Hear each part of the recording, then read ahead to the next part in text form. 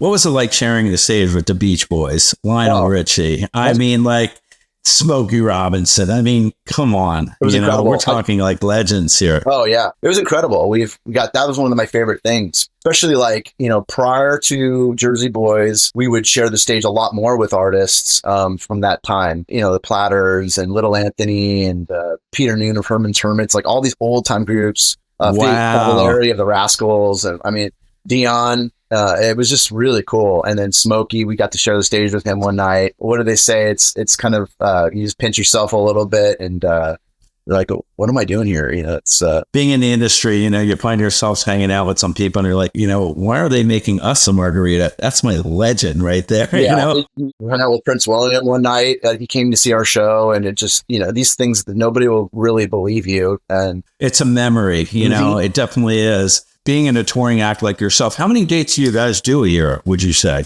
I don't really count, honestly. I did when we were with Frankie. We maybe do 75 dates a year. Right. That's a lot of dates. All over the place. So some months are heavier than others, but we always kind of keep it up on our website and our calendar and just kind of keep that updated as best we can. And do you have to go into rehearsals prior to some of your performances? Sometimes. It depends like where we are in land. If we need to pick up a new band of musicians that haven't worked with us, we'll get together early that day and just kind of have a lengthy sound check.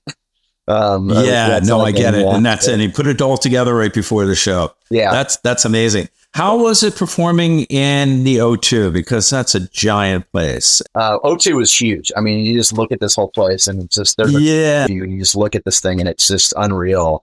We had so many people there, and it definitely bucket list and something you never forget. And the castles, that's Rachel's bucket list, right, Rachel? Or Hampton Court. Yeah. Or Henry VIII, rule, or in his castle. And the nice thing I think personally about your group, it's so diverse that it could just take you anywhere. If you're playing in, say, a rock band or a pop band, you have your places you're going to play. Unless you're Taylor Swift, then you can pretty much play anywhere. But you really can travel and play everything, and which is, to me, I think is fascinating as well as great to be able to do that. Thank you. I mean, we pride ourselves on that. It's sometimes difficult, though, because when you're trying to explain, maybe sometimes you're in some random place that we never performed before. It's a lot different than saying, hey, we're so-and-so tribute group and we do the Four Seasons. That's, people know what they're getting, but when they come to our concert, maybe sometimes they think it's Frankie Valli, but it's not all we do. We cover so much and try to give everybody as much music as we can from that time.